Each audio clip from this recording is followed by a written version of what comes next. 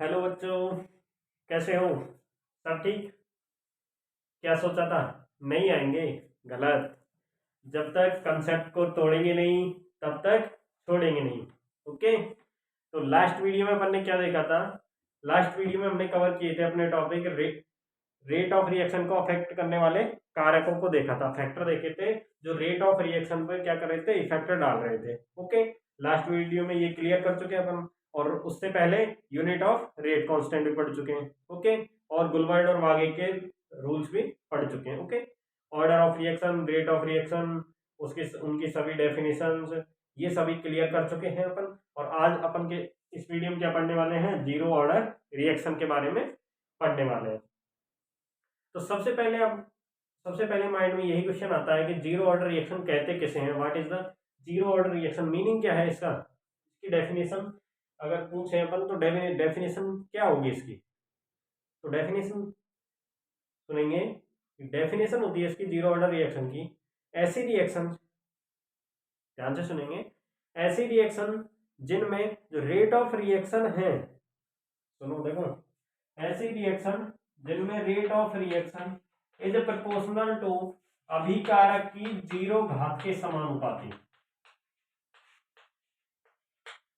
ठीक है, सही से दिख रहा होगा ये? ठीक से लिख देता हूं तो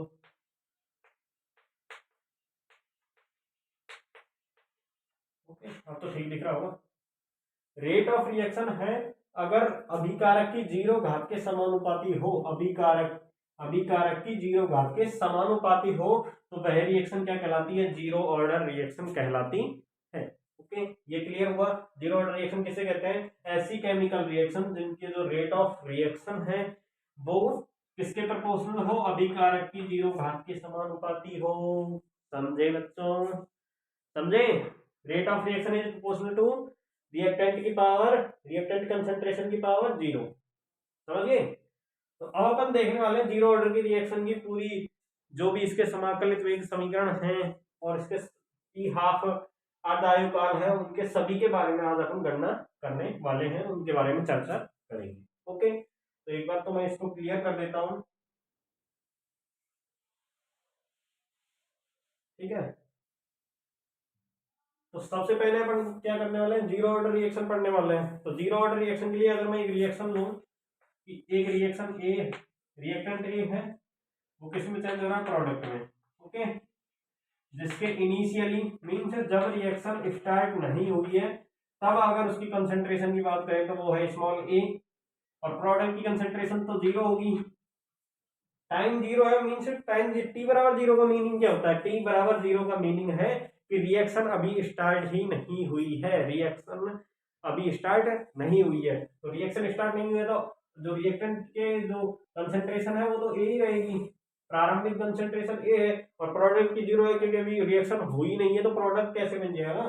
ठीक है, अगर मैं टाइम टी बराबर टी पर, अगर किसी समय टी पर बात करूं, किसी समय टी पर मान लो कि जो एक्स कंसंट्रेशन है वो प्रोडक्ट की क्या हुई है? खत्म हो गई है यहाँ से, और प्रोडक्ट बन गया है। रिएक्टेंट की एक्स कंसंट्रेशन यहाँ से खत्म हो गई है और क्या बन गया? प्रोडक्ट। एक्स कंसंट्रेशन में प्रोडक्ट बन गया। ये तो समझ आ गया, बिल्कुल समझ आ गया कि अगर यहाँ से एक्स कंसंट्रेशन गायब हो गई है रिएक्टेंट के पास से, तो मतलब क्या है इसका कि जो एक्स कंसंट्रेशन का क्या बन गया है? प्रोडक्ट बन गया है। या समझ आया नहीं आया? ये समझ आ रहा है नहीं आया? ये सबसे इंपॉर्टेंट चीज है। ए माइनस एक्स हुआ है तो यहाँ पर एक्स बना है, अगर मैं ए माइनस एक्स बाई टू करूँ तो यहाँ पर एक्स बाई टू प्रोडक्ट बनेगा। ये समझ आया? अगर मैं ए माइनस टू एक्स करूँ तो यहाँ पर टू एक्स आएगा। इतना समझ आ गया? तो ठीक है, इसको तो मिटा दो। तो अभी जो अपन ने क्या लिखा था, जीरो ऑर्डर रिएक्शन के लिए rate of reaction is proportional to किसके होती है? अभिकारक की सांद्रता की जीरो घात के। ओके, तो वही मैं क्या लिखने जा रहा हूं, rate of reaction is proportional to reactant की कंसंट्रेशन। रिएक्टेंट क्या है? ए माइनस एक्स, टी बराबर टी पर, हम लोग किसी समय टी पर ए माइनस एक्स इसकी कंसंट्रेशन है, उसकी जीरो घात के समानुपाती होगा। ठीक है, जीरो ऑर्डर रिएक्शन है, डेफिनेशन बता दी है मैंने अभी आपको। तो रेट ऑफ रिएक्शन को मैं क्या लिख सकता हूँ? इसको रेट ही लिख देते हैं सिंपल। अगर प्रोपोर्शनल साइन हटाऊं तो क्या आएगा? रेट कांस्टेंट के, और इसके बारे में अपन पढ़ चुके हैं, चर्चा कर चुके हैं आराम से। और ये आपको आता भी होगा, क्योंकि लास्ट अगर ये आपको समझ नहीं आ रहा है कि रेट कांस्टेंट क्या है तो लास्ट वीडियो में जाके देखें, तब जाके इस वीडियो को देखें, जिससे कि आपको अच्छी तरह से समझ आएगा। ओके, और इसकी पावर क्या है, 0। रेट इज इक्वल्स टू के, किसी भी संख्या की पावर अगर मैं 0 करूं तो क्या आएगा, 1 की पावर 0, 2 की पावर 0, n की पावर, किसी भी संख्या की पावर 0 कर लो, अब क्या आएगा, उसका मान 1 आएगा। ओके, ये रूल पढ़ा भी होगा हमने छोटी क्लासों में, देखो 1 की power 0 is equals to 1, 8th या 9th क्लास की बात है ये। ओके, ठीक है, ये तो आता है आपको। रेट किसके इक्वल हो गई है, के के। इसको दे देते हैं अपन इक्वेशन नंबर 1। रेट को आप ऐसे लिख सकते हैं dx बाई डी टी। अब कैसे लिख दिया sir, dx by D T कैसे लिख दिया, x क्या है, कंसंट्रेशन ही तो है, x कंसंट्रेशन है या नहीं है, प्रोडक्ट की कंसंट्रेशन टाइम टी पर, तो कंसंट्रेशन में जो चेंज हो रहा है उसे ही तो रेट कांस्टेंट कहते हैं। नहीं समझे, dx upon dt is equals to K. Rate क्या है, प्रोडक्ट की कंसंट्रेशन में चेंज है, उसी तो रेट कह रहे हैं दर। समझ गए, ये समझ आ गया, ठीक है। उसके बाद क्या देखेंगे हम, इसको इक्वेशन नंबर 1 दे दी, इधर देखेंगे, अगर मैं इसे dt को अगर इधर मल्टीप्लाई करूं, देखो dx इज इक्वल्स टू, इसको अगर इधर मल्टीप्लाई करूं के dt हो जाएगा,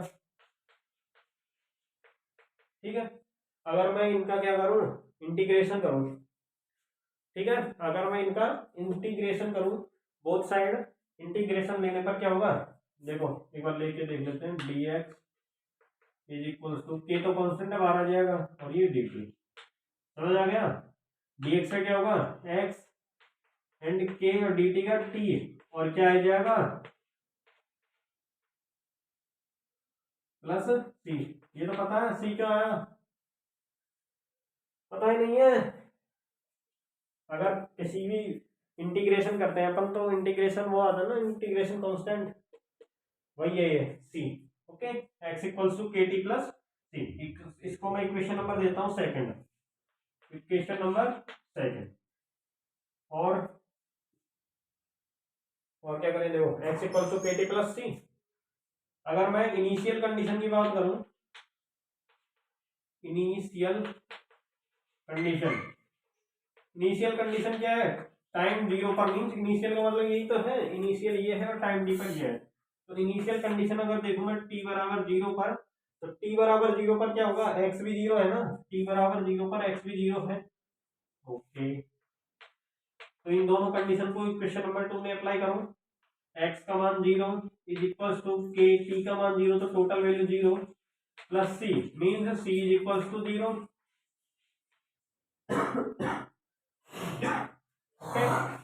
c इज इक्वल्स टू 0, समीकरण नंबर 3। ये c का मान जो है, अगर मैं इसके इक्वेशन नंबर सेकंड में रहूं तो x इज इक्वल्स टू के टी हो जाएगा। ओके, इसको दे दीजिए इक्वेशन नंबर 4, नहीं तो इसको मत दो, इसको इक्वेशन मत दो, यहाँ पर दे देते हैं इक्वेशन नंबर 3, ठीक है, इसको जरूर नहीं। इसका मान c का मान किस में रखा अपन ने, इक्वेशन नंबर सेकंड में, तो x इज इक्वल्स टू क्या मिला अपन को, के टी। ओके, यहाँ तक समझ आ गया, x इज इक्वल्स टू के टी। उसके बाद क्या करेंगे, उसके बाद बोर्ड पर जगह है नहीं, तो एक बार इसका स्क्रीनशॉट लेना चाह रहे हैं जो भी स्टूडेंट्स, वो इसका स्क्रीनशॉट ले लीजिए। उसके बाद नेक्स्ट रफ करके नेक्स्ट आगे करेंगे अपन इसको, जल्दी कीजिए।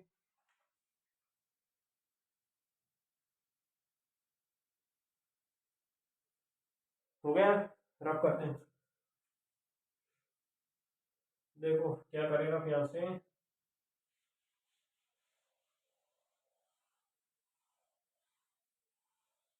ओके, नेक्स्ट देखो क्या, x इज इक्वल टू क्या हो गया अपना के टी। उसके बाद क्या करेंगे, अरे यार वो तो मिटा ही दिया अपन ने, देखो यहाँ पर देख लेते हैं, रिएक्शन से प्रोडक्ट बन रहा है, ये t बराबर 0 पर है, यहाँ पर इनिशियल कंसंट्रेशन रिएक्टेंट की ए है, इधर प्रोडक्ट 0 बना है, t बराबर t पर क्या है, इधर a माइनस एक्स और इधर x, ठीक है। x कंसंट्रेशन घट गई है, प्रोडक्ट x कंसंट्रेशन बन गया, ओके, फॉर्मेट हो गया। तो ये हो गया, ये आपको दिख भी रहा होगा यहाँ तक तो मेरे हिसाब से। उसके बाद ऊपर ऊपर लिखेंगे अपन, ओके। अगर नहीं दिख रहा है तो कोई भी दिक्कत नहीं है, फिर भी वो मैंने इधर लिखा ही था, उसको रिलेट कर लेना, ठीक है। तो कहाँ थे अपन, देखो अगर मैं इसको 80 ए नॉट मानूं, चलो मैं इधर लिख देता हूँ इसको, इधर तो दिख रहा होगा कंप्लीट, ठीक है। Reaction A to, reaction reactant है ए और प्रोडक्ट बन रहा है पी, ओके। टी बराबर 0 पर ए रिएक्टेंट की कंसेंट्रेशन ए, प्रोडक्ट की कंसेंट्रेशन 0। टी बराबर टी पर रिएक्टेंट की कंसेंट्रेशन ए माइनस एक्स, प्रोडक्ट की कंसेंट्रेशन एक्स। अगर मैं देखो क्या कंडीशन क्या लगा रहा हूँ वो देखो, अगर मैं टी बराबर 0 पर जो रिएक्टेंट की कंसेंट्रेशन ए है, अगर मैं इसको क्या मानूं ए नॉट, ए नॉट मान लो, इनिशियल ए आई मान लो, वो आपके ऊपर डिपेंड करता है, कोई भी मान लो, मानने से कुछ नहीं होगा, ठीक है। ए नॉट मानो, इसको ए आई मानो, अगर ए आई में ए आई मानोगे आप तो ए आई के रूप में आपका इक्वेशन आएगी। अगर आप इसको ए नॉट मानते हो तो इसे ए नॉट के रूप में इक्वेशन आएगी। अगर इसको क्या मानना है, ए टी, टाइम टी पर रिएक्टेंट की कंसंट्रेशन, ओके, और ये टाइम 0 पर रिएक्टेंट की कंसंट्रेशन, इनका मतलब ये है, ओके। अगर मैं लिखूं देखो, ए टी बराबर क्या है, ए टी बराबर ए माइनस एक्स है या नहीं है, ए टी बराबर ए माइनस एक्स है या नहीं है, देखो। और ए का मान क्या है, ए जीरो, ए का मान क्या है, ए जीरो। तो A T is equals to A zero minus X लिख सकता हूँ, नहीं लिख सकता है, बताओ। ए टी बराबर ए जीरो माइनस एक्स में लिख सकता हूँ या नहीं लिख सकता। अगर मैं यहाँ से ही क्या निकालू, इसका मान निकाल, एक्स का मान अगर मैं निकालू, देखो अपने पास किसका मान है, एक्स का मान। अगर मैं यहाँ पर एक्स का मान रख दूं तो ए टी बराबर ए नॉट माइनस के टी, ओके। और अगर मैं यहां से किसका मान निकालू, ए नॉट का, तो ए नॉट बराबर ए टी प्लस के टी। इसको इक्वेशन कितनी देते हैं, इक्वेशन नंबर 4। इक्वेशन नंबर 3 और इक्वेशन नंबर 4 क्या कहलाते हैं, जीरो ऑर्डर रिएक्शन के लिए समाकलित वेग समीकरण, means integrated integrated rate of reaction, क्या बोलेंगे, इधर समीकरण नंबर 3 और समीकरण नंबर 4 समाकलित वेग समीकरण।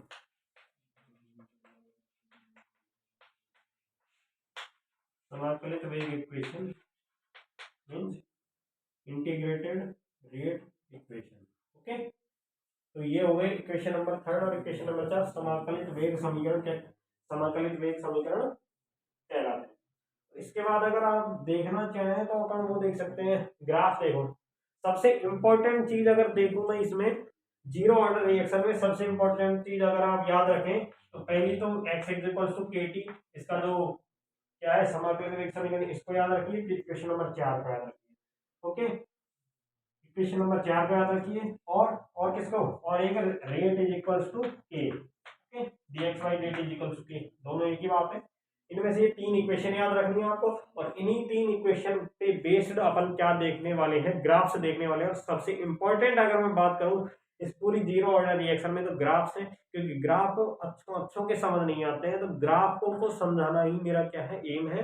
आज तो ग्राफों को देखते हैं, इसको मैं रफ कर रहा हूँ। इसमें से अपन 3 इक्वेशंस पर क्या करेंगे, ग्राफ ड्रॉ करेंगे। एक तो ये इक्वेशन नंबर 3, एक equation number 1 and equation number 4, okay. पहले इसको रफ कर देते हैं अपन, इसको कंप्लीटली रफ कर रहा हूँ, इसके बाद अपना थोड़ा ही बचेगा। सबसे ज्यादा इंपॉर्टेंट देखें अपन तो ग्राफ्स होते हैं। ग्राफ्स बच्चों को समझ नहीं आते हैं, लेकिन हम समझाएंगे, और ना का तो सवाल ही नहीं बैठ उठता है ना। तो अपना एक फर्स्ट इक्वेशन क्या था, रेट इज इक्वल टू के, यही था, ओके, या dx by dt is equal to K, एक ही बात है वो। रेट, अगर मैं रेट में rate and concentration of reactant, concentration of reactant and rate के मध्य अगर मैं ग्राफ प्लॉट करूं तो वो ग्राफ कैसा आएगा बताओ। देखो रेट डिपेंड ही नहीं कर रही है कंसंट्रेशन पर, रिएक्टेंट की कंसंट्रेशन पर जो रेट है वो इफेक्ट ही नहीं कर रही है, रेट पे कोई डिपेंड ही नहीं है, रेट डिपेंड थोड़ी ना है, रिएक्टेंट की कंसंट्रेशन पे है, इसके फॉर्मूले में है कहीं नहीं है। तो मीन्स अगर जिसका जो अगर मैं ग्राफ देखूं तो क्या आएगा, कांस्टेंट ग्राफ आएगा, आएगा ही नहीं। मीन्स इसकी रेट है जितनी ही रहेगी, चाहे आप जो रिएक्टेंट की कंसंट्रेशन को कितना भी बढ़ा लीजिए, क्योंकि रिएक्टेंट की कंसंट्रेशन पर कोई डिपेंड ही नहीं कर रही है, रेट रिएक्टेंट की कंसंट्रेशन पर क्या नहीं कर रही है, डिपेंड ही नहीं कर रही है। अगर डिपेंड नहीं कर रही है तो इसमें क्या आएगा, कांस्टेंट ग्राफ आएगा रेट और इसके मध्य, रेट और रिएक्टेंट की कंसंट्रेशन के मध्य। और अगर मैंने दूसरा दूसरा समीकरण क्या था अपना, दूसरा समीकरण था के टी के एक्स इज इक्वल टू के टी, ओके। सेकेंड ये था, ठीक है ना, first are rate is equal to के और सेकंड क्या था, एक्स इज इक्वल टू के टी। तो इसमें क्या देखो, इसमें फॉर्मूला लगाओ, Y is equal to M X, इसका इसकी इक्वेशन है ये, Y is equal to M X किसकी इक्वेशन है, लाइन की है नहीं है, Y is equal to M x plus C line की इक्वेशन है। अगर मैं एक्स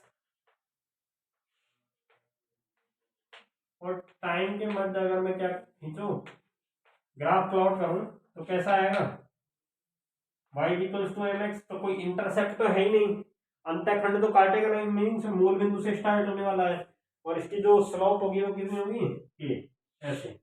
इसकी अगर मैं स्लोप की बात करूं तो स्लोप क्या होगी, ये स्लोप किसके बराबर होती है, tan थीटा के बराबर ही होती है, पता होगा आपको, ठीक है। तो ये तो दो ग्राफ तो ये हुए अपने, rate is equals to K and X is equals to के टी, ओके। और नेक्स्ट अगर अपन देखना चाहें, नेक्स्ट अपना जो इक्वेशन था उसके ऊपर देखेंगे, इसको रफ कर दूं, अगर किसी को वो स्क्रीनशॉट लेना है तो स्क्रीनशॉट ले जल्दी से,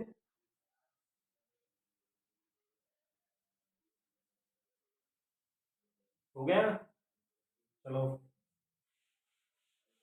अपनी थर्ड इक्वेशन क्या थी, थर्ड इक्वेशन जो कि नंबर 4 पे थी, नंबर 4 पे नंबर 3 पे जितने पे भी थी, कौन सी इक्वेशन, ये वाले देखो मैं लिख रहा हूँ, कौन सी, a zero is equals to a t plus a t, ये थी ना, ये a T is equals to A zero plus k t थी। देखो कॉपी पलट के देखो, पन्ने पलट के देखो जल्दी, हो गया, a zero is equals to a t plus k t, यही है। अगर मैं ए टी का मान निकालूं यहाँ से तो ए टी का मान ए जीरो माइनस के टी हो जाएगा, हो गया नहीं होगा बताओ। अगर मैं इसके मध्य में क्या करूं, ग्राफ प्लॉट करूं, तो वही y बराबर एम एक्स वाला फॉर्मूला लगाओ।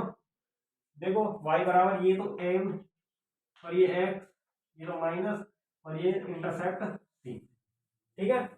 तो इसमें कौन सा ग्राफ बनने वाला है, इसमें बनेगा तो straight line but positive intercept with negative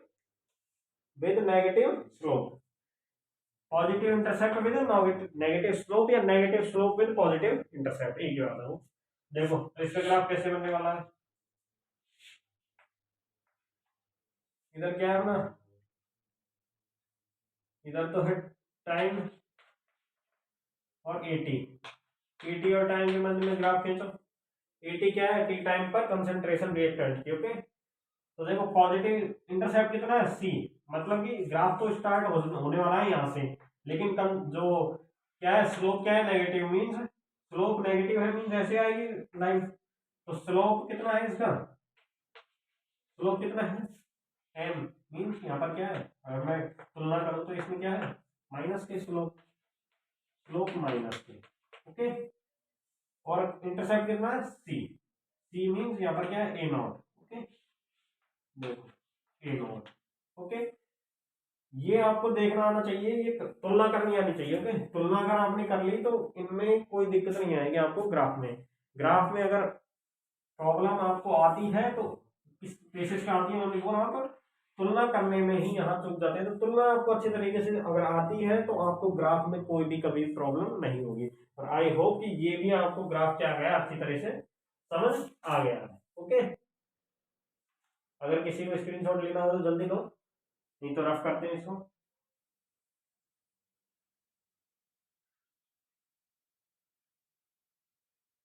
चलो,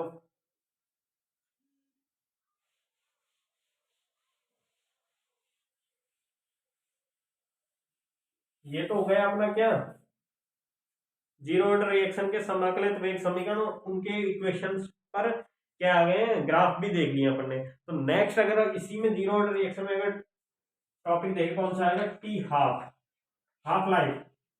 हाफ लाइफ क्या होती है, हिंदी में बोले तो अर्ध आयु काल, हाफ लाइफ।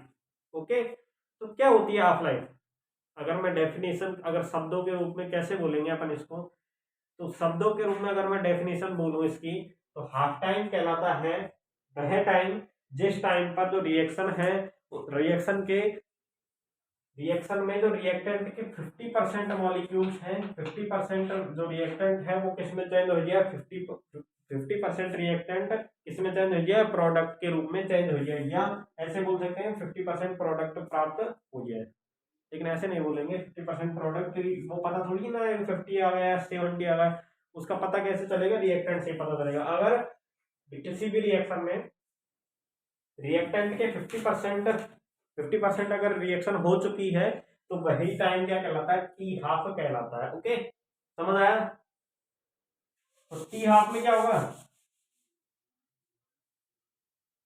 टी हाफ में एक्स का मान क्या हो जाएगा, ए बाई टू होगा नहीं, वो ये बता दो। ये समझ आया नहीं है, X is equals to A by two कैसे लिखा मैंने, ये समझ आया नहीं है, टी हाफ के लिए मैंने X is equals to A by two कैसे रख दिया, ये बताओ पहले तो, ये समझ आया नहीं है।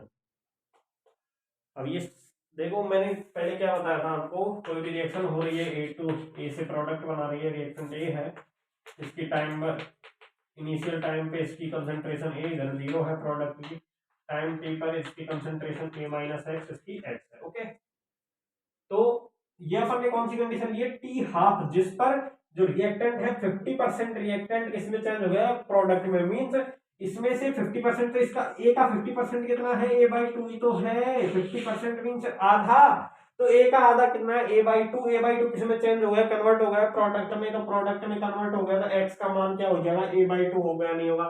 ये समझ आया नहीं है, ये बताओ पहले तो, X is equals to A by two कैसे लिखा, ये समझ आ गया।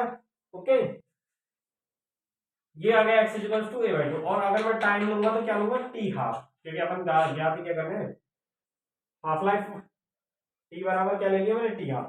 तो अपना जो इक्वेशन नंबर मैंने दी थी, शायद इक्वेशन नंबर थर्ड दी थी, एक्स इज इक्वल टू के टी। ओके, ये दी थी ना, वो इक्वेशन नंबर थर्ड भी हो सकती, वो तो जाते मैंने थर्ड ही दी थी उसको, equation number third, x is equal to के टी। एक्स क्या है, एक्स की वैल्यू रखो a by two, okay, is equal to के, और ये टी हाफ, इसको रफ करते हैं इधर से,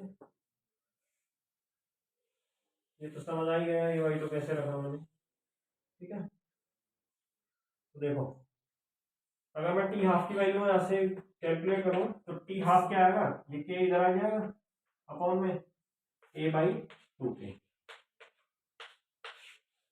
तो टी हाफ की वैल्यू क्या आ गई, ए बाई टू के। टी हाफ कैसे कैलकुलेट की, ये तो पता लग गया, के इधर चले जाएगा, इधर मल्टीप्लाई में तो इधर क्या आएगा, डिवाइड में चला जाएगा, तो टी हाफ बराबर ए बाई टू के। अगर मैं टी हाफ किसके प्रोपोर्शनल है, रिएक्टेंट की कंसंट्रेशन के, तो ये क्या आ गया, अपना रिलेशन आ गया। इसके बिहाफ पे अपन क्या कर सकते हैं, ग्राफ प्लॉट कर सकते हैं। अगर ग्राफ इधर दिख रहा होगा, छोटा सा ग्राफ बना देते हैं अपन,